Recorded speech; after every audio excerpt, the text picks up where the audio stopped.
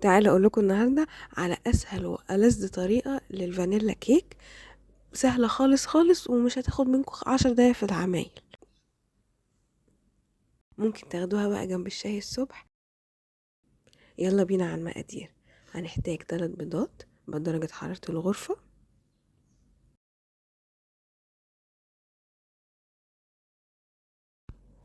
وهنحط نص معلقه فانيلا، كوبايه الا ربع سكر،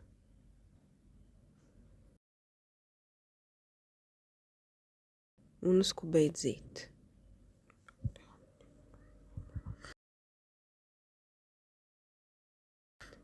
ونقعد نخلطهم كويس قوي قوي قوي بالويسك او البلندر او في الخلاط، حتى كله شغال وتمام لغايه ما يدينا اللون الكريمي الحلو ده.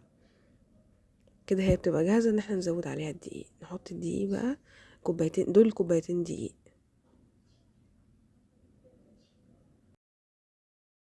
وعليهم ظرف بيكنج باودر،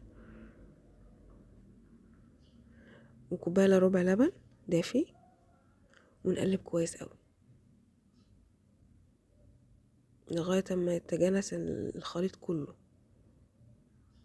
اهم حاجه واهم تip في الكيكه ان احنا نفضل نقلب ونضرب في نفس الاتجاه، ما نغيرش اتجاه الضرب ابدا، علشان الهواء يفضل يدخل ما يخرجش. وكده الخليط تجانس تماما وبقى مظبوط وقوامه مظبوط. نجيب بقى صينيه مقاس 26 مدهونه زيت، هنحط فيها نص كميه الخليط بتاعنا، وهنجيب حبه شوكليت شيب نقلبهم كده في الدقيق عشان ما يسقطش تحت، ونروح مزودينهم على النص اللي لسه ما حطيناهوش، ونقلبهم كويس لغايه اما الدقيق الزياده يدوب كله. وبعدين نبدا نقلبها كده علشان وندخل فيها هوا،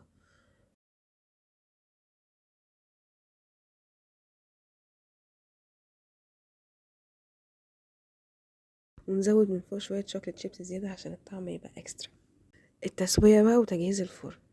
هنسخن الفرن على 250 لمده ربع ساعه، وبعدين نروح منزلينه 180، وتقعد الصينيه جوه لمده 35 دقيقه.